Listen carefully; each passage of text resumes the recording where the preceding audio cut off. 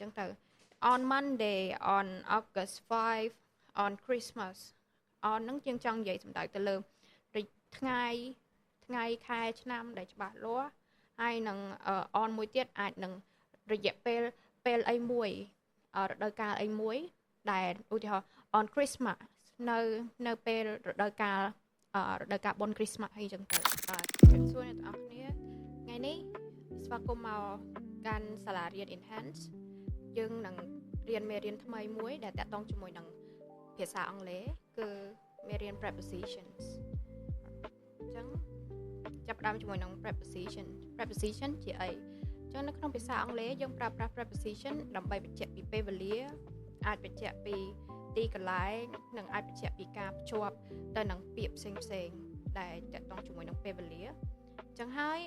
preposition នៅទីនេះមានតាក់ទងច្រើនជាមួយនឹង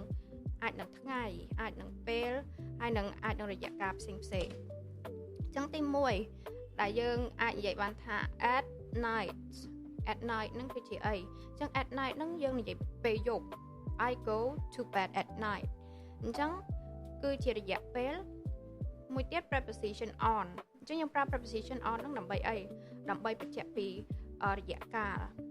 The movie start on holiday ហ្នឹង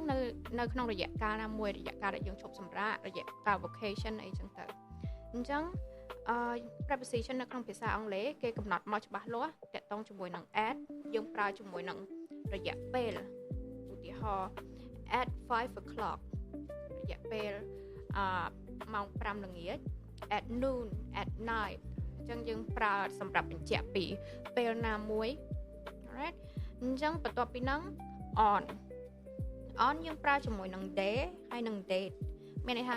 day គឺជាថ្ងៃហើយ date ហ្នឹងគឺជារយៈពេលដូចគ្នាប៉ុន្តែ date ហ្នឹងយើងអាចនិយាយបានថាថ្ងៃខែឆ្នាំអញ្ចឹងទៅ on Monday on August 5 on Christmas on ហ្នឹងជាងចង់និយាយសំដៅទៅលើថ្ងៃខែឆ្នាំដែលច្បាស់លាស់ហើយនឹង on មួយទៀតអាចនឹងរយៈពេលអីមួយរដូវកាលអីមួយដែលឧទាហរណ៍ on Christmas នៅពេលរដូវកាលបុណ្យ Christmas អីចឹងទៅហើយ in preposition in ហ្នឹងយើងប្រើចំពោះតែខែគឺខែឆ្នាំគឺឆ្នាំវាជា part of the day មានន័យថា part of the day ហ្នឹងយើងចង់ថាខែមួយឆ្នាំមួយអីចឹងឧទាហរណ៍ in July ហ្នឹងនៅក្នុងខែកក្កដាអញ្ចឹងយើងត្រូវប្រើ in 2025 ហ្នឹងនៅក្នុងឆ្នាំ alright នៅក្នុងឆ្នាំ2024អូខេអញ្ចឹងយើង move on ទៅជាមួយនឹង timeline យើងអាចនឹងនិយាយបានតាក់ទងច្រើន timeline នៅក្នុងរដូវកាលណាមួយ winter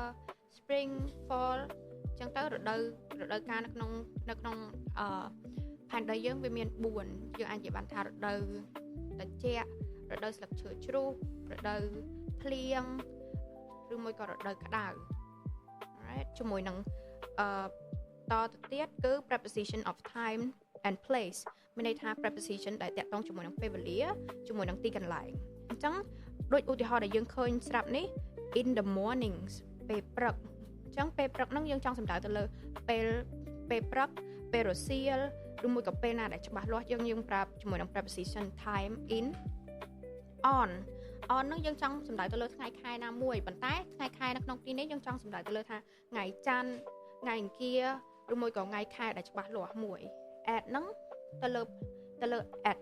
ជាមួយភាគច្រើនយើងប្រើជាមួយនឹងម៉ោងឬមួយក៏ at មួយទៀតយើងអាចប្រើទៅលើរដូវកាលបុណ្យអីមួយដែលច្បាស់លាស់ឧទាហរណ៍ at Easter day ហ្នឹងគឺបុណ្យ Easter ដែលប្រពឡើងនៅប្រទេសផ្សេង at Christmas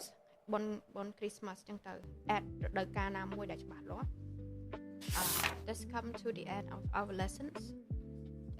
បើសិនជាបងប្អូនមានចម្ងល់អីអាចតម្លាក់ទៅក្នុង comment បានគាត់បន្ថែម